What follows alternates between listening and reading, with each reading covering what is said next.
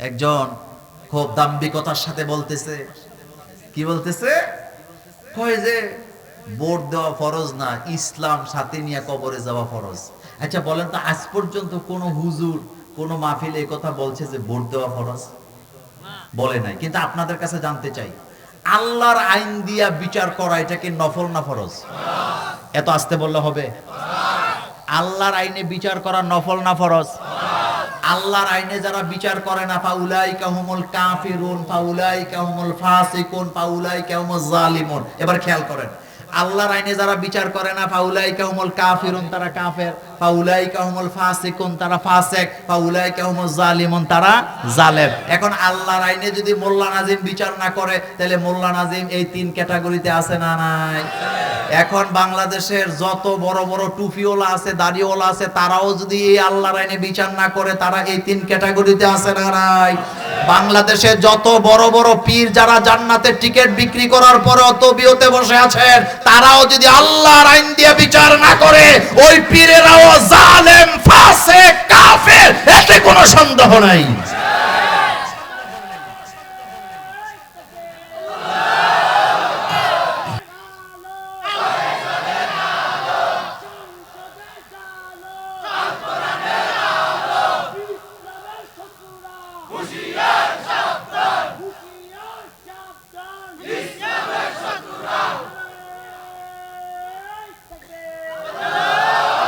আমার কলেজের ভাইয়েরা, আমি আল্লাহর জাতের কসম করে বলে, আমি পীর বিরোধী লোক না, পীরের বিরুদ্ধের লোক আমি না। সত্য একবার আল্লাহর কসম, কোন পীরের বিরুদ্ধে আমি নই। কিন্তু যারা পীরালির নামে ইসলামী আন্দোলনের বিরুদ্ধে ফতুয়া দেয়, যারা আল্লাহর কোরআনের বিরোধিতা করে, কোরআনের আইন প্রতিষ্ঠার ক্ষেত্রে সহযোগিতা না করে, কলা কৌশলে কোরআনকে পেছনে ফেলে রাখতে চায়, যারা নিজেদের বানানো জিকিরের তালিম দেয়, আল্লাহর কোরআনের তালিম দেয় না, তাদেরকে আমি কখনো পীর বলে স্বীকার করি না। কথা ঠিক কি না? আপনি কথা বলবেন, সাবধানে বলবেন। এতদিন আপনার কোনো ফতুয়া নাই, এখন যখন দেখতেছে একটু নমুনা ভালো না, ইসলাম বোধহয় এসেই গেছে, এখন পেছন থেকে পায়ের মধ্যে চাপ দিয়ে ধরে রাখছে, এরকমের লোক বাংলাদেশে আছে নাকি নাই? আজকে দেখলাম এক বাউল বলতেছে, মনোযোগ আছে নি? আজকে দেখলাম এক বাউল বলতেছে, আমি সৌদি আরব গেছিলাম, সৌদি আরবের লোকেরাই তো গান বাজনা করে, বাংলাদেশের হুজুরেরা খালি গান বাজনার বিরোধিতা করে। আচ্ছা আপনারা যারা আমার সামনে বসে আছেন, আপনাদের কাছে জানতে চাই, সৌদি আরবের লোকেরা যদি গান বাজনা করে, তাহলে কি গান বাজনা হালাল? আস্তে কয়, সৌদি আরব কি আমাদের জন্য দলিল? এবার জোরে জোরে বলেন, সৌদি আরবের লোকেরা যদি মদ খায়, তাহলে আমাদের জন্য কি মদ হালাল? সৌদি আরবের লোকেরা যদি জিনায় যুক্ত হয়, আমাদের জন্য কি জিনা করা হালাল? সৌদি আরবের লোকেরা যদি মিথ্যা কথা বলে, আমাদের জন্য মিথ্যা কথা কি হালাল? সৌদি আরবের লোকদের সাথে ইসলাম ধর্মের আদৌ কোনো সম্পর্ক নেই। আমি আবার আপনাদেরকে হুঁশিয়ার করি, আমার দেশের কিছু বোকা মানুষ আছে, তারা বলে সৌদি আরবে এরকম দেখছি, তো সৌদি আরব কি কোরআনের দলিল নিবে না? ইসলাম সৌদির জন্য যেমন বাংলাদেশের মানুষের জন্য তেমন। কাবাগরের পাশে যেমন জাহান্নামের লোক আছে, শ্রীলঙ্কায় তেমন জান্নাতি লোক আছে। মদিনাতে যেমন জাহান্নামী লোক আছে, চায়নাতেও তেমন মুসলমান যারা জান্নাতে যাবে এরকমের লোক আছে। আসেনি? ইসলাম মানবে যারা জান্নাতে যাবে তারা, যদি তাদের বাড়ি হয় বাংলাদেশে, শ্রীলঙ্কায়, ভারতে, আফ্রিকায়, আমেরিকা, ইউরোপে, যেখানে হোক না কেন, আর ইসলাম মানবে না যারা, জাহান্নামে যাবে তারা, তাদের বাড়ি যদি কাবার চত্বরে হয়, তবুও তাদেরকে আবু জাহেলের মতো জাহান্নামে যাওয়া লাগবে। হেতে আমাদের ইসলাম বুঝায়। সৌদি আরবের লোকেরা গান বাজনা করে, আমি দেখে আসছি তারা নাচে, তো আমরা নাচলে দোষ কি? আমাদের হুজুররা কয় গান বাজনা জায়েজ নাই, তো তুই কি গাঞ্জাটা একটু বেশি টান দিস নি বেটা? ইসলাম কি সৌদি আরবের লোকেরা আমাদেরকে শিখাইছে না আল্লাহ শিখাইছে? ইসলাম কি সৌদি আরবের বাদশারা আমাদেরকে শিখাইছে না রাসূলুল্লাহ শিখাইছে? তো তুই তো কোরআন হাদিসের কথা না বলবি যে কোরআনে কোনটা আছে, হাদিসে কোনটা আছে। আরে বাউলরা যে কোন সময় কোনটা কয়, কোনো ঠিক ঠিকানা নাই। দেখছেন না, কয়দিন আগে কইছে কোরআনে এত নাচকে, বলছে না? কি বলছে? কোরআনে এত হাতে আবার দলিল দেয়, কয় কুল আউযু বিরাব্বিন নাস, মালিকিন নাস, ইলাহিন নাস। আচ্ছা আপনাদের কাছে জানতে চাই, কোরআন কি আল্লাহ বাংলা ভাষায় নাযিল করেছেন না আরবি ভাষায়? তো হাতে আরবিরে বানাইছে বাংলা, হাতে আরবিরে বানাইছে। নাস অর্থ কি বলেন তো আরবিতে? মানুষ। বলেন নাস অর্থ কি? আর হাতে নাসেরে বানাইছে নাসে। আমার যেই গ্রামে জন্ম, ছাত্র জীবনের একটা মজার কথা বলি। আমার আব্বার সমবয়সের এক ব্যক্তি, উনি একদিন আমারে বলতেছে, ও বাউল, মারা গেছে লোকটা, ও আমারে বলতেছে যে তোমরা যে সূরা লাহাব দিয়ে নামাজ পড়ো, তোমাদের নামাজ হবে না। তো তখন তো এত কিছু বুঝি না, বললাম কেন হবে না? কয় তোমরা নামাজে দাঁড়াইছো, আল্লাহর কাছে দোয়া না করবা, আরেকজনের জন্য তোমরা বদদোয়া করো কেন? আচ্ছা বলেন তো, সূরা লাহাবে আবু লাহাবের জন্য বদদোয়া আছে নাকি নাই? আস্তে কয় আসেনি। আচ্ছা বদদোয়াটা কি আমরা আবু লাহাবরে আগে দিছি না আবু লাহাব আগে রাসূলুল্লাহরে দিছে? আবু লাহাব আগে রাসূলুল্লাহরে বদদোয়া দিয়ে বলতেছে তাব্বালাকা ইয়া মুহাম্মদ, মুহাম্মদ তুমি ধ্বংস হয়ে যাও। আর আল্লাহ বলতেছে হে মুহাম্মদ সাল্লাল্লাহু আলাইহি সাল্লাম, আবু লাহাবে আপনাকে এক মুখে বদদোয়া দিছে, আর আমি আপনার উম্মতরে লাগাই দিলাম, কিয়ামত পর্যন্ত তারে বদদোয়া দাও। আমাদেরকে দোয়া শিখায় কে? বদদোয়া শিখায় কে? শুধু দোয়া বদদোয়া না, মারামারি লাগলে কোন কায়দায় মাইরটা দিতে হবে এইটাও আমাদের শিখায় কে? এখন কইবো হুজুর বোধহয় জঙ্গিবাদের ওয়াজ করে। আচ্ছা বলেন তো, মারামারি লাগছে আপনাদের ওই যে কি এই বাজারের নাম কি, সাপ্রাশি হাটে মারামারি লাগছে দুই ব্যক্তি, একজন চালাক আর একজন বোকা। যেটা বোকা এটা খুব স্বাস্থ্যবান মোটা, আর যেটা চালাক এটা চিকন আমার মতো স্বাস্থ্যমন্ত্রী। আচ্ছা বলেন তো, মারামারি লাগছে চালাকে আর বোকায়, মায়ের বেশি কে খাবে? কথা আসতে কয়, মায়ের বেশি কে খাবে? কেন? কারণ হেতে জানে না কোন জায়গায় দিতে হবে, আর যেটা চালাক সেটা ধরে নাকের মধ্যে দিবে আগে। কথা ঠিক কি না? আর আমাদের রব, আমরা আল্লাহ চায় না যে আমরা যখন মারামারিতে যুক্ত হয়েই যাব, আল্লাহ চায় না আমরা যাতে মারামারিতে হেরে যাই। এজন্য আল্লাহ আমাদেরকে মাইরটা শিখায় পাই, ফাইদা লাকিতুমুল্লাযিনা কাফারু ফাদরবার রিকাব, কাফেরদের সাথে যখন মারামারি করবা তার গেডি বাড়ায়া খিচ্চা দিবা। আপনারা আর কথা বুঝছেননি? এই কথা কি মোল্লার না আল্লাহর? আল্লাহ কয় কোন জায়গায় দিতে, ফাইদা লাকিতুমুল্লাযিনা কাফারু ফাদরবার রিকাব। আল্লাহ বলেন বান্দা কাফেরদের সাথে যখন মারামারিতে লিপ্ত হবা, খবরদার তারে পাছায় দিও না, পিঠে দিবা না, দমাইতে পারবা না। তো আমরা জানতে চাইলাম আল্লাহ কোন জায়গায় দেব? আল্লাহ কয় তার ঘাড়ের রগ একটা টেরা, সুতরাং এটাকে সোজা করে দাও। আল্লাহর জমিনে আল্লাহর আইন মানে না যারা, তাদের ঘাড়ের রগ সোজা না তেড়া? সোজা না তেড়া? এটারে সোজা করারও দায়িত্ব আছে না নাই? এই কথা কি মোল্লার না আল্লাহর? এই আয়াত বাদ দেওয়া যাবে তো? আল্লাহ বলতেছে ফাদরবার রিকাব, তার ঘাড়ের মধ্যে একটা দে, কারণ তার ঘাড়ের রগ কি? এই মারামারিটা আমাদের শিখাইছেন কে? আল্লাহ পাক। বদদোয়াটা শিখাইছেন কে? আবার দোয়াটা শিখাইছেন কে?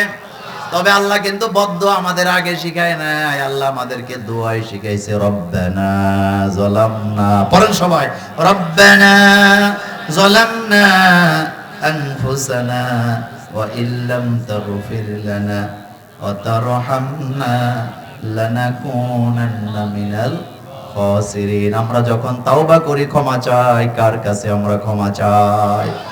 হযরত আদম আলাইহিস সালাম শয়তানের ধোঁকায় পড়ে আল্লাহ পাকের একটা হুকুমকে তিনি অমান্য করে বসলেন। আল্লাহ বললেন লা তাকরাবা হাযিহিস শাজারা ফাতাকুনা মিনাজ জালিমিন, ওই গাছের নিকটে তুমি যাবা না, এটা তোমার জন্য নোটিশ জারি করা হলো। হযরত আদম আলাইহিস সালাম বুঝতে পারেন না, শয়তান এসে বলল, ও আদম, আমি কি আপনাকে এমন এক ফলের সন্ধান দেব না যে ফল আপনি একবার ভক্ষণ করলে আপনি চিরস্থায়ী জীবন জান্নাতে থাকতে পারবেন? ধোঁকা দিছে। কি দিছে? আয়েশা বলছে আমি কি আপনারা এমন এক রাজত্বের সন্ধান দেব না? কিসের সন্ধান? রাজত্বের। কিসের সন্ধান? এমন রাজত্বের সন্ধান কি আমি দেব না যেই রাজত্বের সন্ধান পেলে আপনি কখনো এই জান্নাত থেকে বের? হযরত আদম আলাইহিস সালাম বুঝতে পারে নাই, ধোঁকায় পড়ে গেলেন। তিনি শয়তানের কথা মতো কাজ করলেন। আল্লাহ বলেন আমি আমার আদমকে ক্ষমা করার জন্যই তো বসে আছি, এই জন্য আমি আমার আদমকে আমার লফজ দিয়ে দোয়া শিখাইয়া দিলাম। আমাদের দোয়াটা শিখাইছে কে?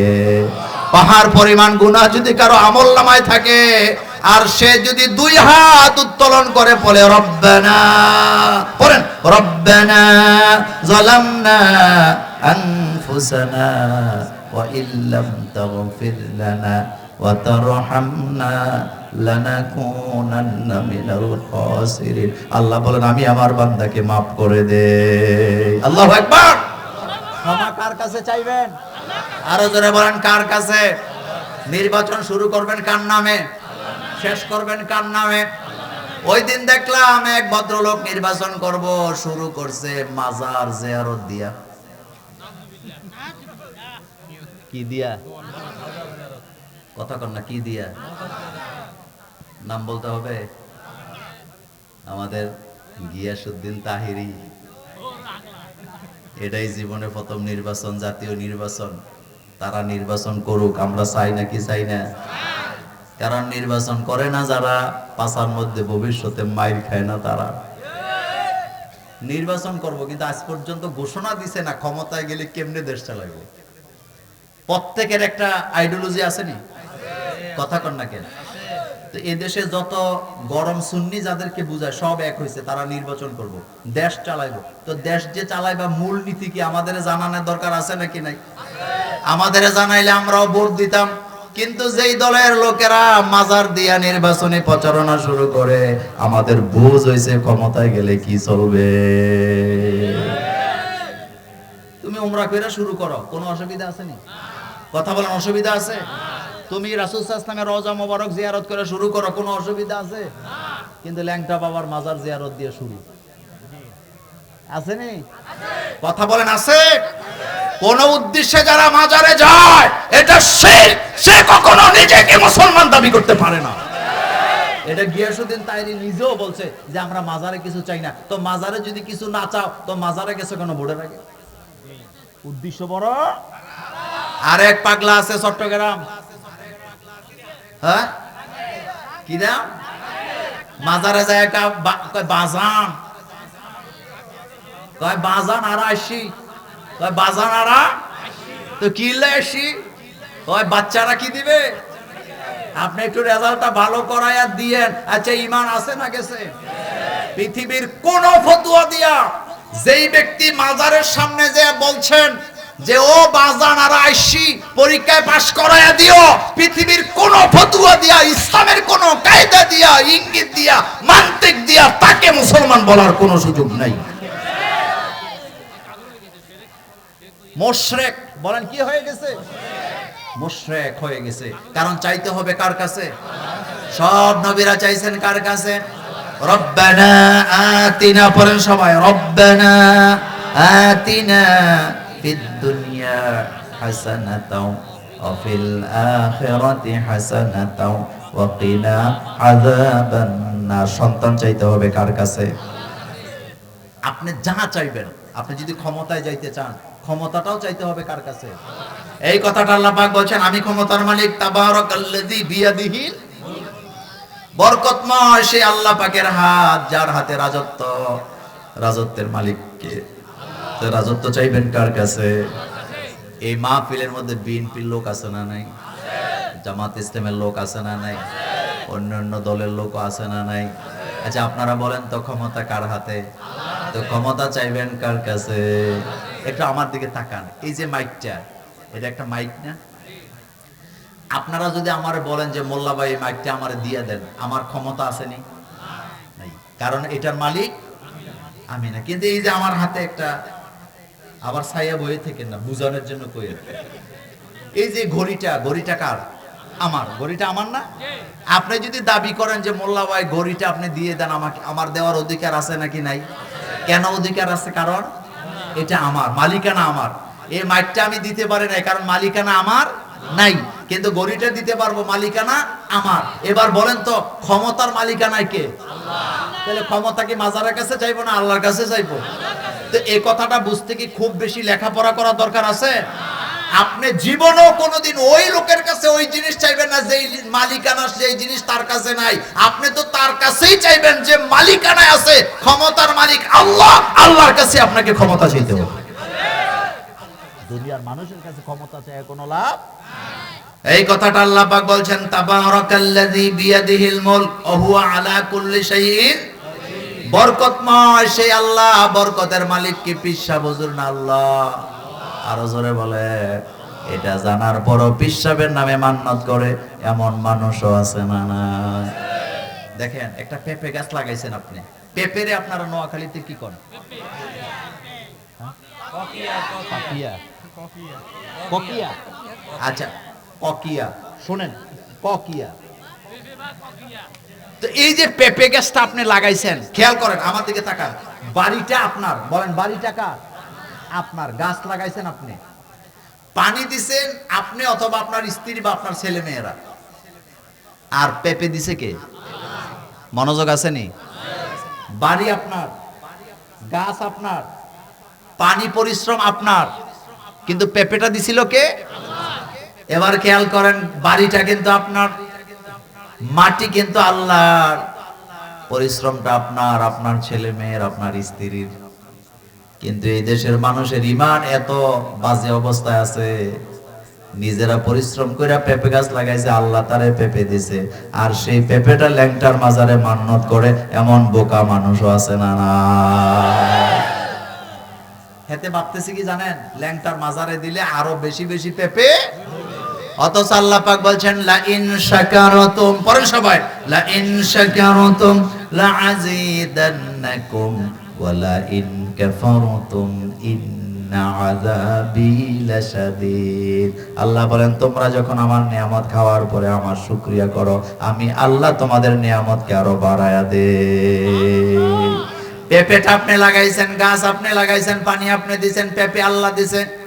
আপনি যদি ওই পেঁপেটা ছেলে মেয়ের নিয়ে খাইতেন আর আল্লাহ শুকরিয়া করতেন, আলহামদুলিল্লাহ বলতেন, পেঁপে গাছে আল্লাহ পেঁপে আরো বাড়ায় দিত। কিন্তু উল্টা আপনি এমন লোকের নামে মান্নত করলেন যার কোনো কাজই এখানে নাই। ঠিক কি না? কথা বলেন ঠিক কি না? শুনেন একটা গল্প বলি। আমাদের বাংলাদেশের এক ভদ্রলোকের 3 ছেলে। কয় ছেলে?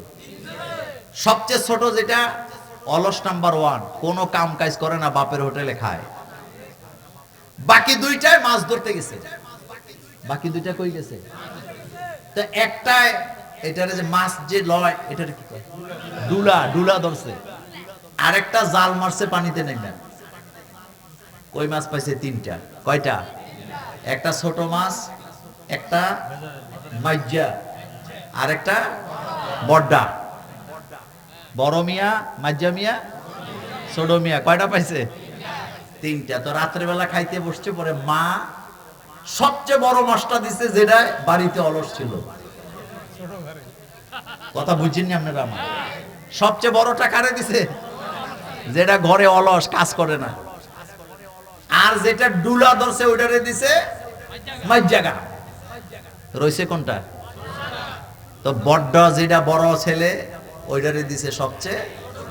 তো সে আফসোস করে বলতেছে, আহারে পা ভিজে না যার বড় কইটা তার। কথাটা না, পা ভিজে না যার। আমাদের দেশে যত মাজার মজার বানায় রাখছে, যত ল্যাংটা বাবা, গামছা বাবা, গাঞ্জা বাবা আছে, যত বাবার দরবার আছে, কোন দরবারে আল্লাহর কোরআনের আইনের কথা বলা হয় না। শুধু মানুষ থেকে ধোঁকাবাজি দিয়া নিয়ে খাওয়ার জন্য তারা বসে আছে। গত কয়েকদিন আগে দেখলাম, আমার কলেজের ভাইয়েরা তেলে বলতেছিলাম, বরকতের মালিকানা কার? সেই লোকেরা বরকত আল্লাহর কাছে না চায়া মানুষের কাছে বরকত কামনা করে যারা, তাদের শিরিক গুনাহ আমল নামায় আছে না? না।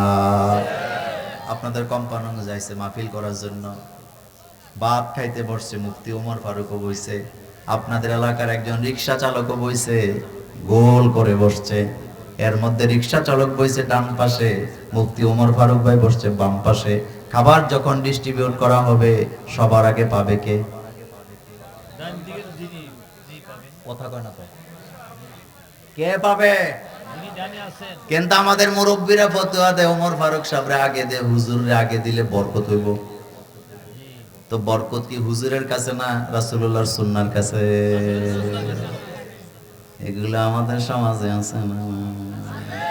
কালকে সকালে মোল্লা ভাই খালি পেস লাগায়, খাইতে বসলাম গোল হয়ে, খাবার কোন দিক থেকে দেওয়া সুন্নাত? তাহলে আগে কে পাবে? যে রিকশাওয়ালা যদি ডান পাশে বসে সে আগে পাবে, তাইলে বরকত হবে। আর মোল্লা নাজিমরা যদি বাম পাশে বসে আগে পাবে না, কারণ সুন্নর মধ্যে বরকত, মোল্লা নাজিমের কাছে বরকত নাই। বরকত কে দেয়? আল্লাহ। এইজন্য আমরা যখন খেতে বসে আমরা বলি বিসমিল্লাহি ওয়া আলা। আমার কলেজের ভাইয়েরা, যারা বিসমিল্লাহ বলে খায় না তাদের সাথে ইবলিশ আছে না? এইজন্য দেখবেন যারা বিসমিল্লাহ বলে না তারা যখন খাইতে বসে 4-5 প্লেট 5 মিনিটে, কথা কন না কেন? রাসূল সাল্লাল্লাহু আলাইহি ওয়াসাল্লাম বলছেন মুমিনেরা খায় 1 পেটে, কাফের খায় 7 পেটে। কয় পেটে?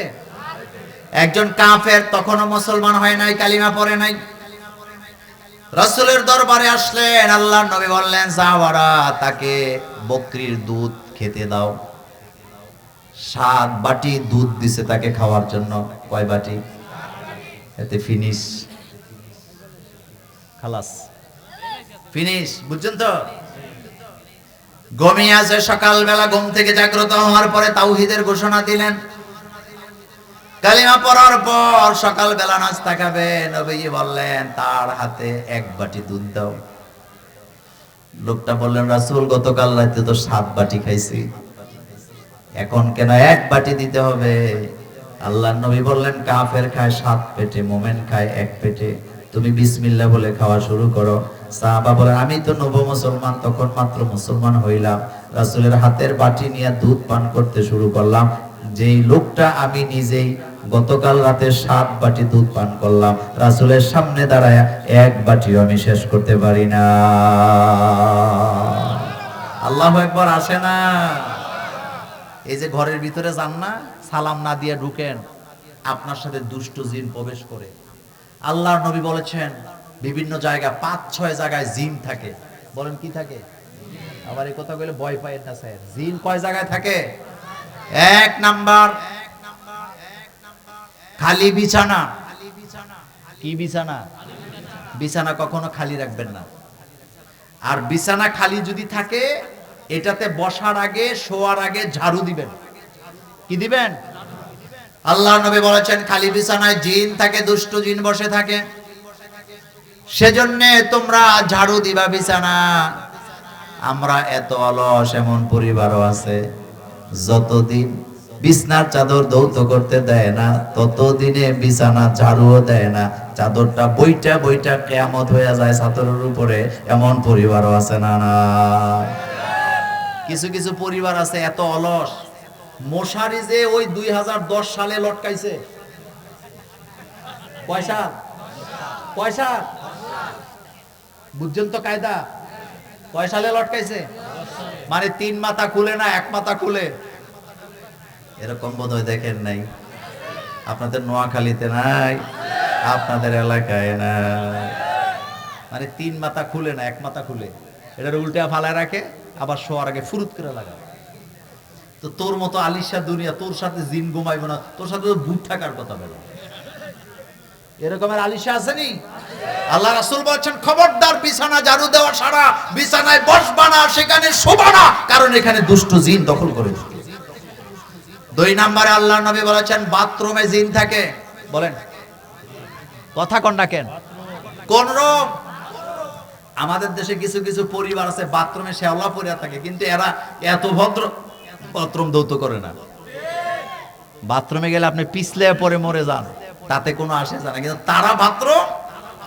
আবার কিছু কিছু পরিবার আছে বাথরুমে ঢুকলে দেখবেন তাদের রুচি বুঝবেন আপনি। কথা ঠিক নেই? কথা ঠিক নেই? বাথরুমে কি থাকে? এই জন্য ঢুকতে হবে কোন পাও দিয়া? বাম পাও। কোন পা? আর ঢোকার সময় কি বলবে? আল্লাহুম্মা ইন্নী আউযু বিকা। মাশাআল্লাহ। আবার যখন কাজ শেষ হবে তখন কি বলবেন?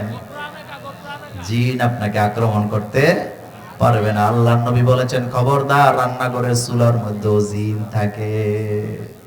কোন জায়গায়? রান্নাঘরে। কোথায় জানি না। মা বোনদেরকে স্যার কথা কইলে আবার আপনাদেরকে বলবো তুমি শুদ্ধ আইও, কারণ জিন টিন আছে নাকি মোল্লা ভাই বলে গেছে। রান্নাঘরে জিন থাকে, বাড়িতে জিন থাকে, সারা বাড়িতে জিন থাকে। এই জন্য সবসময় সূরা বাকারা পড়বেন। কি পড়বেন? এই যে আমাদের দেশে বাড়িঘর হুজুরদেরকে আইনা বন্ধ করে, এটাতে কি কয়? বাড়ি বন্ধ করে। বলেন কি করে? বাড়ি। কিন্তু আপনি কি জানেন কোন সূরা দিয়া করে? সূরা বাকারা। আল্লাহর নবী বলেছেন, যেই গ্রামে, যেই ঘরে, যেই পরিবারে, যেই বাড়িতে সূরাতুল বাকারা তেলাওয়াত করা হয়, ওই বাড়িতে কোনো দুষ্ট জিন প্রবেশ করে না। আর যারা সূরাতুল বাকারা তেলাওয়াত করে, এই সূরাতুল বাকারা তাদেরকে জান্নাতে না পৌঁছায় ছেড়ে দিবে না। আল্লাহর নবী বলেছেন, যারা সূরাতুল বাকারা তেলাওয়াত করে, কবরের মধ্যে সূরা বাকারা একটা পাখি হয়ে তারে ঢাকনা দিয়ে রাখবে। ফেরেশতারা যখন আসবে তাকে সওয়াল জবাব করার জন্য, ওই সূরাতুল বাকারা ডাল হয়ে দাঁড়ায় যাবে। সুবহানাল্লাহ। সুতরাং এই যে জিন, ভূত, আসর, ভূত বলতে আসলে কিছু নাই, জিনটারই আমরা ভূত বলি আর কি। জিনদেরকে বিশ্বাস করা ফরজ। বলেন বিশ্বাস করা কি? জিন আসেনি? আছে। আমেরিকার বিজ্ঞানীরা আজ থেকে 100 বছর আগে তারা বলতো যে পৃথিবীতে জিন বলে কিছু নাই, কিন্তু মজার ব্যাপার এখন তারা জিনেরে পূজা করে। জিনেরে কি করে?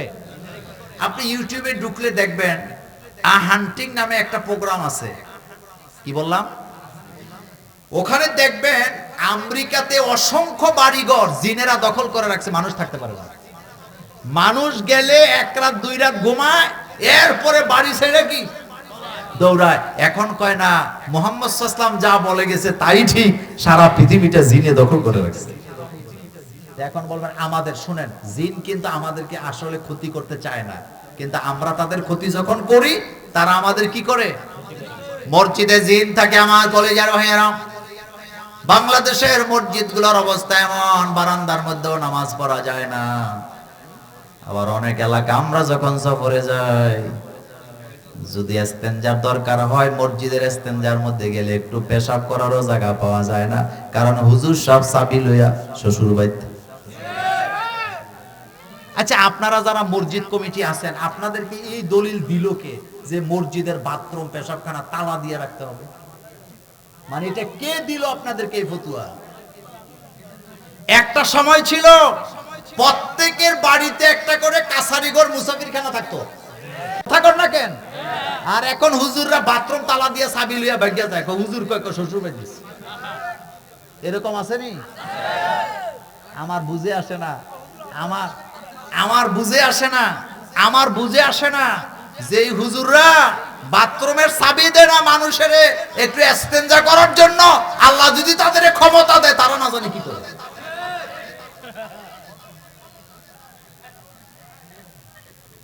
এগুলা কি মানবিক না অমানবিক কাজ? আপনি বাথরুম তালা দিতে আপনাকে বলছে কে? তা আপনি বলবেন নোংরা করে, তো বাথরুম তো নোংরা করার জন্যই, আপনি ধুইবেন, লোক রাখবেন, লোকেরা দৌত করবে। আমরা ছাত্র জীবনে মাদ্রাসার বাথরুম আমরা নিজের হাতে দৌত করছি। আমি নিজে আমার নিজের কথা বলি, আমার বাথরুম আমি কাজের লোক দিয়ে দৌত করলে আমি তৃপ্তি হই না। আমারটা আমি বললাম, আমি আমারটা নিজের হাতে দৌত করি। আমার বাথরুম, আমার স্বভাব হলে আমার বাথরুম শুকনা থাকতে হবে, বুঝছেন? আমার স্বভাব হলে আমার বাথরুম 24 ঘন্টা শুকনা থাকতে হবে, পরিচ্ছন্ন থাকতে হবে। তা আমি তো আরেকজনের ভরসায় থাকতে পারি না, আমারটা আমাকেই কি করতে হবে?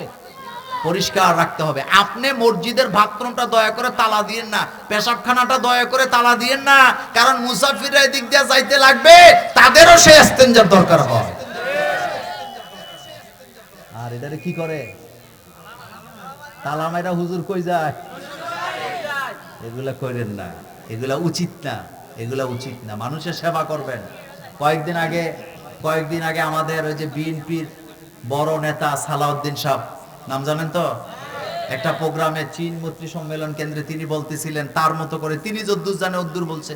তিনি বললেন যে এদেশের হুজুরেরা খালি সরকারের কাছে দাবি জানায়, কিন্তু নিজেরা দেশ পরিচালনার জন্য কোনো অবদান রাখে না। একথা বলতে বলতেই আমাদের শায়েখ আহমদুল্লাহ সাহেব, চিনেন তো আপনারা, উনি প্রতিবাদ করলেন।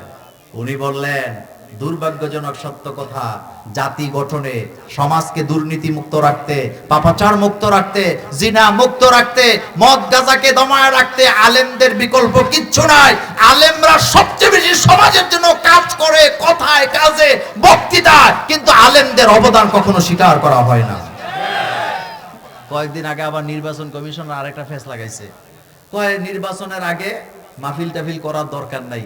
আচ্ছা, আপনাদের কাছে জানতে চাই, আলেম ওলামারা নেশার পক্ষে কথা বলে না বিরুদ্ধে বলে? কথা আসতে কোন কেন? মারামারির পক্ষে বলে না বিরুদ্ধে বলে? সবাই সচেতন করে, আপনারা গাঁজাখুরকে ভোট দিয়েন না, আপনারা কি বলে নেশাখুরকে ভোট দিয়েন না, আপনারা দুর্নীতিবাজকে ভোট দিবেন না। তো এটা কি সমাজ আর জাতি গঠনে কাজ হয় না? আমাদের মরহুম আব্দুল্লাহ জাহাঙ্গীর স্যার কি চমৎকার একটা মানুষ ছিলেন। আমরা দোয়া করি আল্লাহ যেন স্যারকে জান্নাতে উঁচু মাকাম দান করেন। স্যার তার এক বক্তৃতায় বলেছিলেন, এই দেশের আলেম ওলামারা জীবনে একটি টাকাও দেশের বাইরে পাচার করে নাই। এই দেশের কোনো আলেমের বিদেশে কোনো বাড়িও নাই, এরপরও যত দোষ সব আলেমদের, আর তারা দেশের বাইরে টাকা পাচার করেও বড় বড় লম্বা লম্বা কথা বলে। এরকমের বেয়াদব আসেনি? কথা বলেন আসেনি? আমাদের ভয় দেখায় ভাই লাভ নাই, কারণ আমাদের বিদেশে কিছুই নেই, কিছুই নেই। আমরা যা কামাইছি সব কোথায়? এই যে আমাদের অনেকে খুব বদনাম করে না, যে হুজুররা ওয়াজ এই নেয়, টাকা নেয়, এই করে। তো টাকা নিয়ে আমি কি করি? আমি এক মাদ্রাসা করছি, বর্তমানে আমি ৬০-৬৫ লাখ টাকা ঋণ। এক মাদ্রাসা কইরা ৬৫ লক্ষ টাকা আমি ঋণ। তা আপনি আমার টাকাটা দিয়ে দেন, আমি সারা জীবন মাগনা আমি ওয়াজ করব। 10 টাকা চাইলে মাদ্রাসার জন্য দিতেন না? ওয়াজ কইরা টাকা কষ্ট করে কামাই নিয়ে মাদ্রাসা করি, এরপরেও কি বদনাম করার কোনো দরকার ছিল? শুনেন, বাংলাদেশের কোন আলেমের ফ্যাক্টরি নেই, আছে? বাংলাদেশের কোন আলেমের বিদেশে বাড়ি আছে? সিঙ্গাপুরে ফ্ল্যাট আছে? বাংলাদেশের কোন আলেমের বেগমপাড়াতে বাড়ি আছে? কিন্তু আপনি খবর নিয়ে দেখেন, প্রত্যেকটা আলেমের মসজিদ আছে, মাদ্রাসা আছে, এতিমখানা আছে। কারণ আমরা জাতি গঠনে আমরা ভালো মানুষ তৈরি করতে চাই। এদেশের সব আলেম, এই যে বড় বড় আলেম যত, শায়েখ আহমদুল্লাহ সমাজের জন্য অবদান আসেনি? কথা কন না কেন? আসেনি? কম না বেশি? এগুলা চোখে পড়ে না? এগুলা চোখে পড়ে না? মিজানুর রহমান আজহারি অবদান সমাজ জাতি গঠনে আসেনি? মিজানুর রহমান আজহারির বক্তব্য শুনে লক্ষ লক্ষ কলেজ ইউনিভার্সিটির ছেলে মেয়েরা আল্লাহর কোরআনের পথে এসেছে।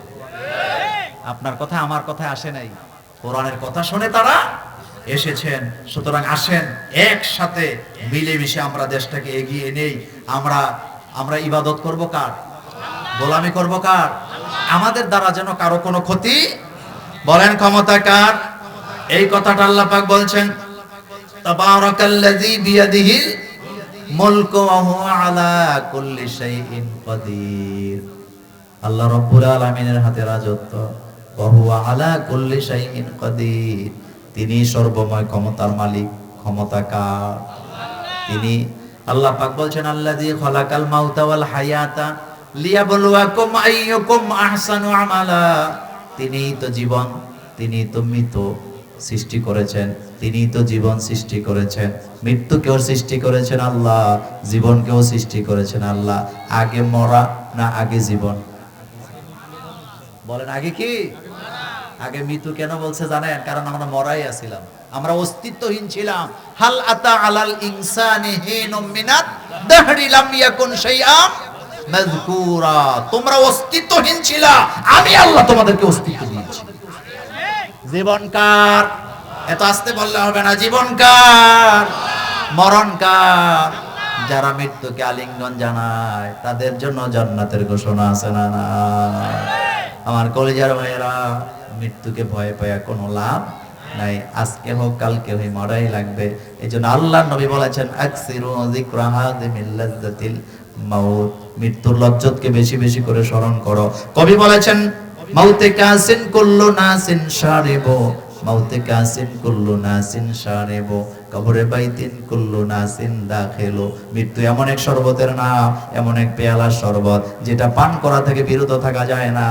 আর কবর এমন একটা ঘর যেই ঘরে প্রবেশ করাই লাগবে, ওই ঘরকে ফাঁকি দেওয়া যায় না। যায় হাজার বছর বাঁচলেও কোনো লাভ নাই যদি আপনার ঈমান না থাকে। আমার কলেজের ভাইয়ের আল্লামা সাইদি সাহেবের কথা এখন মনে পড়ে গেছে, কি চমৎকার কথা তিনি বলে গেছে। হাজার বছর বাঁচতে চাই না শিয়ালের মতো, কয়দিন বাঁচতে চাই? কিসের মতো? আরো জোরে বলে, কি চমৎকার কথা বলেছে। শিয়ালের মতো হাজার বছর বাঁচতে চাই না, কিন্তু সিংহের মতো 1 ঘন্টা বাঁচতে চাই। এই শিক্ষা আমাদের শহীদ হাদির মধ্যে আছে না? না, শহীদ হাদির বক্তব্যগুলো শুনবেন, কি বলে গেছে দেখেন তো। সে বলতেছে আমি 50 বছর বাঁচলাম। কয় বছর? কিন্তু উম্মার জন্য কোনো কাজ করতে পারলাম না, একটা নারা দিয়ে যেতে পারলাম না। এই 50 বছরের আমার কোনো দরকার, আমি একদিন বাঁচতে চাই, জাতিকে গোলামের জিনজির থেকে জাগ্রত করে দিয়ে যেতে চাই। এই হাদি কবরটা কোথায় হয়েছে? কোথায় হয়েছে? কিন্তু আপনি কি জানেন কেন কবরটা ওখানে হয়েছে? আমরা আলেম ওলামারা কিন্তু দাবি জানাইছি নজরুলের কবরের পাশে হাদিকে কবর দিতে হবে, কিন্তু আলেম ওলামাদের দাবি তো আছেই, এটা ছাড়া গোপন আরেকটা বিষয় আছে। গোপন বিষয়টা জানবেন? গোপন বিষয়টা হলো হাদির জীবনের একটা ইচ্ছা ছিল যে আমি নজরুলের উপরে পিএইচডি করব। কিসের উপরে? কিসের উপরে? নজরুলের উপরে, নজরুলের কবিতার উপরে আমি পিএইচডি করব। তাকে যখন সাংবাদিকেরা প্রশ্ন করলেন কেন, সে বললেন নজরুলের কবিতা আমাকে প্রভাবিত করেছে। এই বাংলাদেশে নজরুলের কবিতা অনেকে আবৃত্তি করে, কিন্তু হাদির জবান থেকে যেভাবে কবিতাগুলো বাইরে হয় মনে হয় যেন অগ্নিকুণ্ড থেকে অগ্নিস্ফুলঙ্গ বের হয়ে আসছে। সাহস আছে না নাই? আধিপত্যের বিরুদ্ধে তার সংগ্রাম আছে না নাই? এই যে তার একটা আবেগ ছিল দেশ নিয়া, জাতি নিয়া, উম্মা নিয়া। বলেন, দেশ নিয়া, জাতি নিয়া, উম্মা নিয়া। সে ঘোষণা দিছে আমি যদি বেঁচে থাকি কবি নজরুলের উপরে আমি কি করব? পিএইচডি। আল্লাহ কয় কবি নজরুলের প্রতি পিএইচডি করতে পারিস না, আমি তোর ওই সময় দেই নাই। তুই দোয়া করছ তোকে যেন শহীদি মর্যাদা দান করি, আমি তোরে শহীদ হিসেবে কবুল করলাম, আর কবি নজরুলের পাশে আমি তোরে শোয়ায় দিলাম। কি দোষ ছিল হাদি? হাদি কি চোর ছিলেন? ডাকাত ছিলেন? হাইজ্যাকার ছিলেন? টেন্ডারবাজ ছিলেন? শুধুমাত্র ভারতের আধিপত্যকে মানতে রাজি। এক হাদিকে তোমরা শেষ করছো, মুছে তেল দিও না। লক্ষ লক্ষ হাদি কিন্তু আজকে তৈরি হয়ে গেছে। আরো যারা বলেন সত্য কিনা? কি চমৎকার স্লোগান তার জবানে, গোলামি না আজাদি। একটা স্লোগান দেন তো, বলেন গোলামি না আজাদি, দিল্লি না ঢাকা। গোলামি না আজাদি, দিল্লি না ঢাকা। বাংলাদেশের একজন যুবকের শরীরে 1 ফোঁটা রক্ত থাকতে কারো আধিপত্যকে বাংলাদেশে মেনে নেওয়া হবে না। এটা স্বাধীন সার্বভৌমত্ব একটা দেশ। এই দেশ আমাদের। বলেন এই দেশ আমাদের। এটা শাহজালালের দেশ, এটা শাহ মাকদুমের দেশ, এটা শাহপরানের দেশ, এটা খান জাহান আলীর দেশ, এটা শহীদ তিতুমীরের দেশ, এটা কবি নজরুলের দেশ, এটা রবীন্দ্রনাথের দেশ নয়। ঢাকা ইউনিভার্সিটিতে রবীন্দ্রনাথের কোনো জায়গা হতে পারে না, কারণ ঢাকা ইউনিভার্সিটির সবচেয়ে বড় শত্রু ছিল রবীন্দ্রনাথ, কিন্তু ঢাকা ভার্সিটি নজরুলের, এটা রবীন্দ্রনাথের নয়। কথা সত্য না মিথ্যা? নজরুলের প্রতিটা কবিতার মধ্যে মুসলমানদের চেতনার জাগ্রতার কথা আছে না নাই? কি চমৎকার কথা দিয়ে শুরু করলেন, আমি হব সকাল বেলার পাখি। কথা কোন না, আমি হব সবার আগে কুসুম বাকে উঠবো আমি। কি কবিতা! থাকবো না কো বদ্ধ করে, বলেন থাকবো না কো বদ্ধ করে, দেখবো এবার জগৎটাকে কেমন করে ঘুরছে মানুষ যুগান্তরের ঘূর্ণি পাকে। দেশ হতে দেশ, দেশান্তরে। কি কথা বললেন! বিশ্ব জগৎ দেখবো আমি আপন হাতের। কথা কন না কেন? আপন হাতের। আপনি এটার ব্যাখ্যা কিভাবে করবেন? সে বলছে সে বলছে বিশ্ব জগৎ দেখবো আমি আপন হাতের মুঠোয় পড়ে। তখনকার মুরব্বীরা বোধ করতো পৃথিবী আবার মুঠায় আসে কেমনে, এখন পৃথিবী মুঠায় আছে নাকি নাই? এই নোয়াখালীর ভাইরা কন্যা কেন আছে নাকি নাই? এই মোবাইল হাতে মানে পৃথিবী হাতে কিনা? এই কথা কি রবীন্দ্রনাথ বলছে না নজরুল বলছে? আরো জোরে বলেন। আসমানীদের দেখতে যদি তোমরা সবে যা চাও, রহিম উদ্দিন ছোট্ট বাড়ি, এ কথা রবীন্দ্রনাথ বলে নাই, এ কথা বলেছেন জসিম উদ্দিন। কথা ঠিক কিনা? সুতরাং মুসলমানদের কবিতার মধ্যে কোরআনের গন্ধ পাওয়া যায়। কবি নজরুলের প্রত্যেকটা কবিতায় মুহাম্মদ সাল্লাল্লাহু আলাইহি ওয়াসাল্লামের প্রেম আছে নাকি নাই? প্রেম আছে। আসুন কোরআনের পক্ষে থাকি, কোরআন নিয়ে কাজ করি, আল্লাহর কাছে মাথা নত করি। আল্লাহ যেন আমাদেরকে কবুল করেন, আমরা বলি আমিন। আপনাদের আর কোনো কথা আছে ভাই? আর কোনো কথা আছে? কিছু বলবেন? এই বেলাল ভাইরা মাইকটা দাও। মক্কা নগরীতে দুই প্রকার লোক ছিল। এক প্রকার লোক কোরআন শুনতো নেশার মতো। বলেন কিসের মতো? রাসূল সাল্লাল্লাহু আলাইহি ওয়াসাল্লাম কোরআন তেলাওয়াত করতেন কাবার সামনে, তখন 5 ওয়াক্ত নামাজ নাই, শুধু তাহাজ্জুদ। রাসূল সারা রাত কোরআন তেলাওয়াত করতেন। একদল লোকেরা সারা রাত মানে না ঘুমাইয়া রাসূলের কণ্ঠে কোরআন তেলাওয়াত করতেন, শুনতেন, কিন্তু তারা কোরআনটা মানতেন না। আরেক দল রাসূলের কণ্ঠে কোরআন শুনতেন, তারা মানতেন। যার কারণে যারা শুধু শুনতেন কিন্তু মানতেন না, আল্লাহ তাদেরকে জাহান্নামের ঘোষণা দিয়েছেন। আর যারা বলেছেন সামিনা ও আতানা, শুনলাম এবং মানলাম, আল্লাহ বলছেন গুফরানাক, আমি তাদেরকে ক্ষমা করে দিয়েছি। তাহলে বোঝা গেল কোরআন শুধু শুনলে হবে না, কোরআন শোনার মধ্য দিয়া মুক্তি পাওয়ার কোনো রাস্তা নাই। কোরআনকে নিজের জীবনে আমল করা লাগবে। আল্লাহর নবী কাবার চত্বরে দাঁড়ায় কোরআন তেলাওয়াত করতেছিলেন। আবু জাহিল, আবু লাহাব, আবু সুফিয়ানরা এত মজা পাচ্ছিলেন কোরআনে। সারা রাত দাঁড়ায় দাঁড়ায় রাসূলুল্লাহর কণ্ঠে তারা কোরআন শোনেন। কোরআন শোনার পরে তারা যখন সুবে সাদেকে বাড়ির দিকে রওনা দিয়েছেন, আবু জাহিল, আবু লাহাবরা বলা বলি করতেছে, আমরা মক্কার নেতৃত্বে আমরা আছি, আমরা যদি এভাবে রাতের বেলা গোপনে গোপনে কোরআন তেলাওয়াত শুনি, মক্কার লোকেরা যদি এটা টের পায়, তাহলে মক্কার প্রতিটা লোক কালিমা পড়ে মুসলমান হয়ে যাবে। সুতরাং আগামী দিন থেকে আমরা নিজেরাও কোরআন শুনবো না, কাউকে কোরআন শুনতেও দেওয়া হবে না। وقال الذين كفروا لا تسمعوا لهذا القرآن, তারা বললেন খবরদার এই কোরআন শুনবা না, কোরআনের কাছাকাছি যাবা না, কোরআন শুনবা না। ঘোষণা দেওয়ার পরে যার যার বাড়িতে চলে গেছে। পরের দিন সবাই যার যার বিছানায় শুয়ে আছে, কিন্তু কোরআন তো এমন এক জিনিস, যেই জিনিস মানুষকে কাছে টানে। রাতের বেলা ঘুম আসে না। আবু সুফিয়ান চালাক মানুষ। আবু সুফিয়ান মনে মনে কয়, আজকে তো কেউ আসবে না, গতকালকে তো ঘোষণা হয়ে গেছে কেউ যাতে কোরআন শুনতে না যায়, কিন্তু আমার তো কোরআন না শুনলে শান্তি লাগে না, আমি গেলাম আজকে একা একা কোরআন শুনবো। একই চিন্তা আবু জাহিলের মাথায়, আবু লাহাবের মাথায়। পরের দিন আবার সারা রাত কোরআন শোনার পরে তারা যখন বাড়ির দিকে রওনা দিলেন, আবু সুফিয়ান আবু জাহিল রে কইতেছে, কই গেছিলি? কই তুই যেখানে গেছস আমি তো একই জায়গায় গেছি। এত মজা লাগে কেন কোরআন? এবার আমি আপনাদেরকে আবু সুফিয়ানের একটা ভবিষ্যৎবাণী শোনাই। তিনি কিন্তু পরবর্তীতে মুসলমান হয়েছিলেন, বুঝছেন? সেদিন আবু সুফিয়ান আবু জাহিলের দিকে আঙ্গুল দিয়া বলেছিলেন, আবু জাহিল, যেই কোরআন আমাদেরকে রাতের বেলা ঘরে ঘুমাতে দেয় না, আমরা ঘোষণা দিলাম কোরআন শুনবো না, অথচ কোরআন না শুনলে শান্তি পাওয়া যায় না। আমি আজকে ভবিষ্যৎবাণী করলাম, এই কোরআন একদিন সারা দুনিয়া দখল করে নিবে।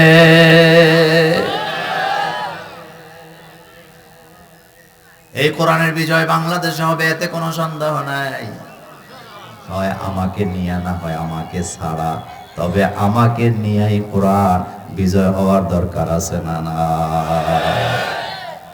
জেহাদের ময়দানে রাসূল রওনা দিছে, জেহাদের ঘটনা বলা উদ্দেশ্য নয়।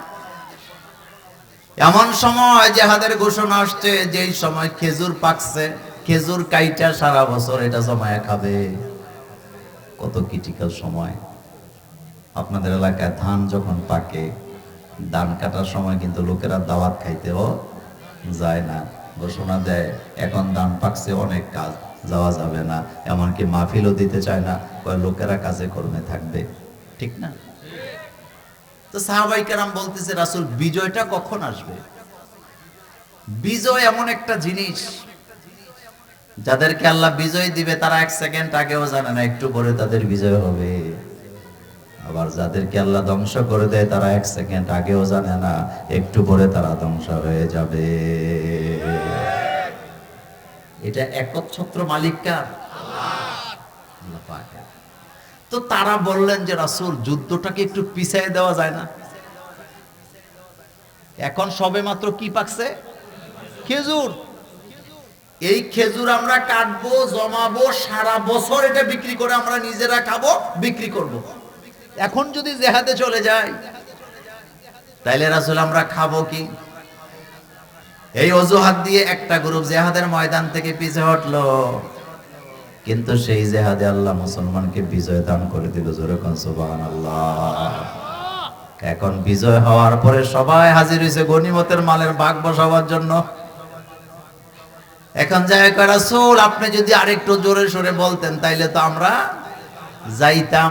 আমি ভবিষ্যৎবাণী করে যে আমার কলেজের ভাইয়ারা, এই বাংলাদেশও একদিন কোরআনের রাজ কায়েম হবে, সেদিন তারাও এসে আপনাদেরকে বলবে আমরা তো আপনাদের সাথেই ছিলাম। তবে একটা কথা মনে রাখবেন, শুধু বাংলাদেশে কোরআনের বিজয় হবে ব্যাপারটা এমন নয়। অচিরে ভারতেও ইসলামের বিজয় হবে। ভারতের ইসলামের বিজয় কেউ ঠেকাতে পারবে না। তার কারণ এই ভারত টানা ৯৫০ বছর মুসলমানেরাই শাসন করছে। কয়শো বছর? এত আসতে বললে হবে না, কয়শো বছর টানা। এই যে বাবরি মসজিদ বানাবার ঘোষণা দিছে, আপনারা দেখছেন মানুষের মধ্যে উৎসাহটা কি? লক্ষ লক্ষ মানুষ যার যা আছে তা নিয়ে যাচ্ছে, বাবরি মসজিদ বানাবে। ৮০ বছরের বৃদ্ধা বুকে ইট নিয়ে যাচ্ছে, গুছা হয়ে গেছে। সাংবাদিকেরা জিজ্ঞেস করছে একটা ইট নিয়ে বাবরি মসজিদ বানাতে কেন যান এই বয়সে? বুড়া লোকটা বলতেছে এই ইট সাধারণ ইট নয়। ১৯৯২ সালের ডিসেম্বরের ৬ তারিখে বাবরি মসজিদ যেদিন ভাঙা হয় আমি সেখানে ছিলাম। আল্লাহর ঘরটা সেদিন বাঁচাতে পারি নাই। একটা ভাঙা ইট হাতে নিয়ে বাড়িতে চলে গেছি। এই ৩৩-৩২ বছর যাবত ইটটাকে বুকে নিয়ে ঘুমাই, আর ঘুমের আগে আল্লাহর কাছে দোয়া করি, আল্লাহ বাবরি মসজিদ যারা ভাঙছে, ভবিষ্যতে বাবরি মসজিদ এই ভারতের জমিনে হইছে, এই দৃশ্যটা না দেখাইয়া তুমি আমার মৃত্যু দিও না। আমি তো দোয়া কবুল হয়ে গেছে, এই জন্য ইট নিয়ে যাচ্ছি। এটা সাধারণ কোন ইট নয়, এটা ওই ইট যেই বাবরি মসজিদ ভাঙ্গা হয়েছিল। ৬ বছরের বাচ্চা মহিলা, ৬ বছরের বাচ্চা মেয়ে, ৩টা ইট নিয়ে যাচ্ছে। সাংবাদিকেরা জিজ্ঞেস করছে কোথায় যাও?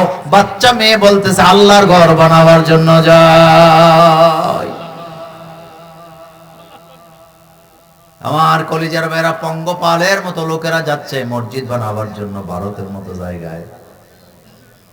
ভারতের একজন হিন্দু নেত্রী বক্তৃতা দিতে যে বলতেছিল মোদিরও লজ্জা নাই, তার বাহিনীরও লজ্জা নাই। মনোযোগ আছে নি? আমরা বলি নাই, ভারতের এক হিন্দু নেত্রী বলতেছে মোদিজিরও লজ্জা নাই, তার বাহিনীরও।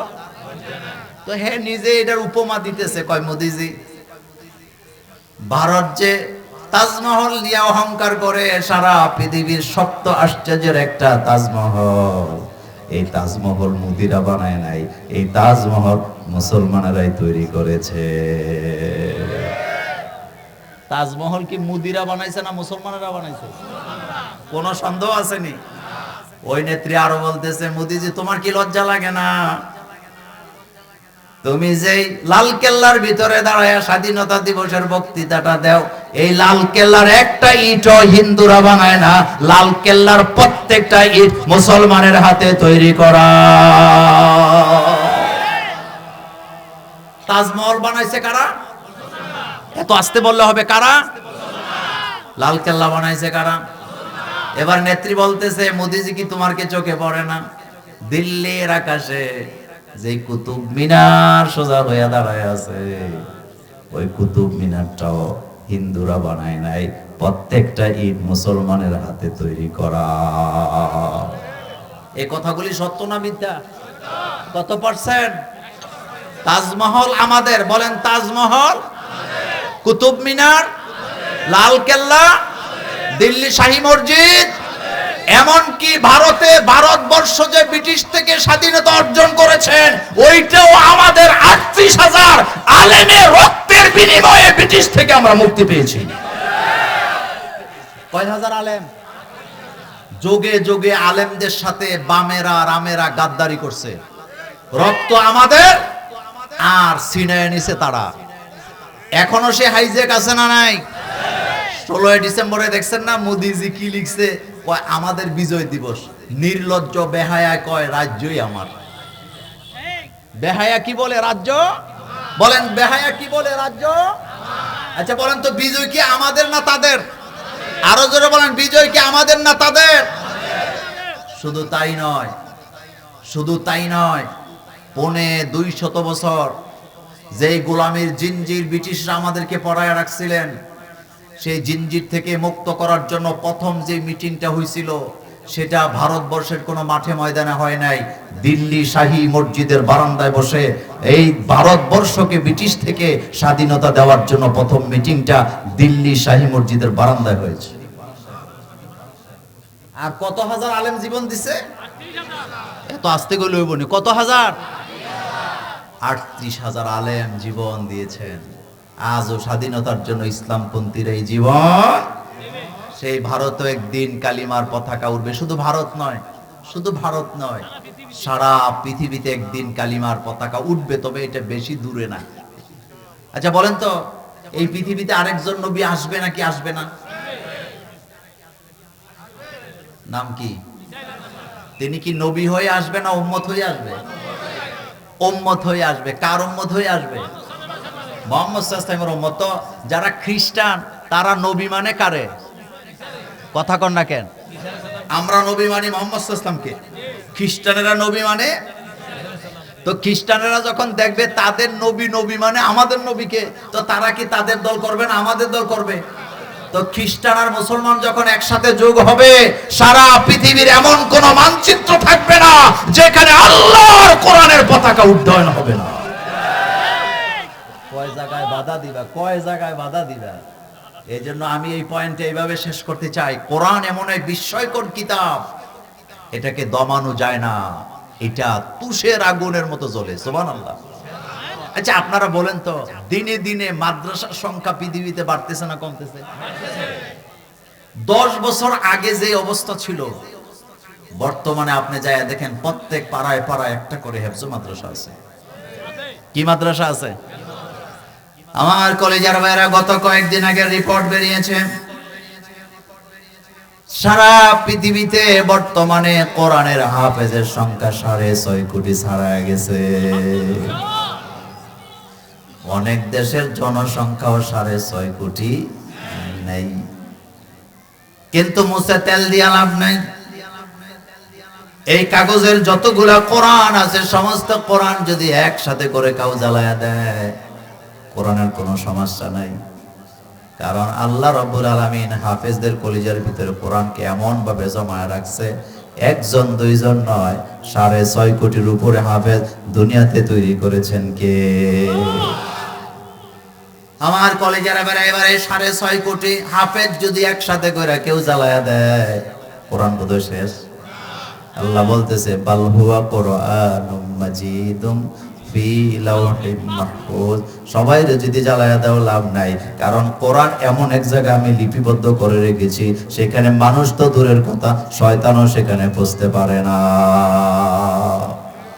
একটা মজার কথা বলি, মনে করেন আমি আমাদের বেলাল ভাইকে একটা গল্প শোনাইলাম, মনোযোগ আছে আপনাদের? 5 মিনিটের একটা গল্প আমি আমাদের বেলাল ভাইকে শোনালাম। 5 মিনিটের গল্পটা যেই শব্দ আমি ব্যবহার করলাম, যেই বাক্যগুলা ব্যবহার করলাম, যেখানে থামলাম, হুবহুব বেলাল ভাইকে যদি বলি আপনি মিজান ভাইকে সেম গল্পটা শোনাবেন, বেলাল ভাই কি সেটা পারবে? কথা কন না কেন, পারবে? আচ্ছা, তো বেলাল ভাই শোনাইলো মিজান ভাইকে আমার বলা গল্প, মিজান ভাই আবার আরেকজনকে শোনাইছে, আরেকজন আবার আরেকজনকে শোনাইয়া 5 নাম্বার ব্যক্তিটাকে বলা হলো তুমি আবার মোল্লা ভাইয়ের কাছে গল্পটা বলো। আমি যেই গল্প যে শব্দে ডেলিভারি দিছি বা আমার যে বিষয়বস্তু ছিল যেটা আমি বেলাল ভাইকে শোনাইছিলাম, 5 ব্যক্তি ঘুরে আসার পরে গল্পটা কি সেই জায়গায় থাকবে না এটা চেঞ্জ হবে? এমনও হতে পারে বিষয়বস্তুটাই আর আগের জায়গায় থাকবে না। এবার খেয়াল করেন আমার কলেজের ভাইয়ারা, আল্লাহ রাব্বুল আলামিন লাওহে মাহফুজে কোরআন লিপিবদ্ধ করেছেন, সেখান থেকে আল্লাহ পাক জিবরাইলের কাছে কোরআন পাঠায়, জিবরাইল এসে রাসূলুল্লাহর কাছে শোনায়, রাসূলুল্লাহ তার উম্মতকে শোনাইছে, সেখান থেকে বাই রোটেশন আসতে আসতে আমাদের কোম্পানিগঞ্জে আসছে ১৫০০ বছর আগের হুবহুব কোরআন, যেটা আল্লাহ জিবরাইলকে দিছিল, জিবরাইল রাসূলকে দিছিল। প্রত্যেকটা নক্তা, প্রত্যেকটা জবর, প্রত্যেকটা জের, প্রত্যেকটা পেশ যেটা যেভাবে ছিল হুবহুব আজও সেভাবে আছে না নাই? আল্লাহু আকবার বলতে মন চাইলো না? একটা কবিতা হুবহুব লিখতে পারে না, শব্দের পার্থক্য হয়, উচ্চারণে পার্থক্য হয়। একটা গল্প 5 জনকে ঘুরায় দিলে বলতে পারে না, বিষয় বস্তু মনে রাখতে পারে না। আর আল্লাহ পাক বলেন মা ইয়ানতিকু আনিল হাওয়া ইন হুয়া ইল্লা ওয়াহয়ুন ইউহা। কবিকে সুন্দর করে বলেছেন মুহাম্মদ হারগিজ না গুফতা, তা না গুফতা জিবরাইল, মুহাম্মদ হারগিজ না গুফতা, তা না গুফতা জিবরাইল, জিবরাইল হারগিজ না গুফতা, তা না গুফতা রাব্বুল জলিল। রাসূলুল্লাহ কথা বলে না ততক্ষণ, জিবরাইল বলে না যতক্ষণ, জিবরাইল বলে না ততক্ষণ, আল্লাহ বলে না যতক্ষণ। তার মানে আল্লাহর কথাই রাসূলুল্লাহর জবানে আছে না না? আমার কলেজের ভাইয়েরা, শেষ এই পয়েন্টে শেষ কথাটা বলি। মক্কা শরীফে কাবা ঘরে নামাজ, ফজরের নামাজ শুরু হলো। কাবার ইমাম সাহেব কোরআন থেকে তেলাওয়াত করতেছে সূরা মুল। আমাদের এই চাপরাশি হাটের এলাকার কোন একটা মসজিদে, মাটির ঘর, ছোট্ট একটা মসজিদের ইমাম সাহেব তিনিও সূরাতুল মুলক তেলাওয়াত করলেন ফজরের নামাজে। জানতে চাই আপনাদের কাবার ইমামের তেলাওয়াত আর আপনাদের এই কোম্পানিগঞ্জের তেলাওয়াতের মধ্যে কি কোনো পার্থক্য আছে? তবে সওয়াব বোধহয় পার্থক্য আছে। হ্যাঁ, সওয়াবের মধ্যে কোনো পার্থক্য আছে? এটার নাম কোরআন। বলেন এটার নাম কি? এই কোরআন সবার জন্য সমান, শুধু মুসলমানের জন্য নয়, পৃথিবীতে যত জাতি আছে সমস্ত জাতির জন্য কোরআন নাযিল হয়েছে। যার কারণে বাংলাদেশের খ্রিস্টানেরা, হিন্দুরা, বৌদ্ধেরা, চাকমারা পাগল হয়ে গিয়েছে আল্লাহর কোরআনের আইনের জন্য। এমনি এমনি পাগল হয় নাই, এটার একটা কারণ আছে নাকি নাই? তারা দেখছে কোরআন ছাড়া সম্মানিত হওয়া যায় না। কোরআন ছাড়া সম্মানিত হওয়া যায় না। এই পয়েন্টে আমার কথা শেষ। আল্লাহ যেন আমাদেরকে কোরআনের জন্য কবুল করেন, আমরা বলি আমিন। 2 নাম্বার পয়েন্ট আপনাদের জন্য, আসেন আগে তেলাওয়াত করি, তারপরে আমি বাকি 5টা পয়েন্ট ছোট্ট ছোট্ট করে আপনাদের জন্য বলবো ইনশাআল্লাহ। পড়েন আমার সাথে, আউযু বিল্লাহি মিনাশ শাইতানির রাজিম, বিসমিল্লাহির রাহমানির রহিম, তাবারাকাল্লাযী বিয়াদিহিল মুলকু ওয়া হুয়া আলা কুল্লি শাইইন কাদির। পড়তে ইচ্ছা করে না ভাইরা? যারা পারেন পড়েন, তাবারাকাল্লাযী বিয়াদিহিল মুলকু ওয়া হুয়া আলা কুল্লি শাইইন কাদির, الذي خلق الموت والحياة ليبلوكم أيكم أحسن عملا وهو العزيز الغفور কোরআনে মজা বেশি না গানে মজা বেশি? আরো জোরে কর না। কোরআন নাযিল হয়েছে মক্কায়, কোরআন নাযিল হয়েছে মদিনায়, কিন্তু মক্কা মদিনাবাসীর জন্য তো আল্লাহ কোরআন নাযিল করে নাই। আল্লাহ পাক বলেন কোরআন নাযিল করেছে হুদাল লিন-নাস, পৃথিবীতে যত মানুষের আগমন ঘটবে সবার জন্য কোরআনের দরকার আছে না? না।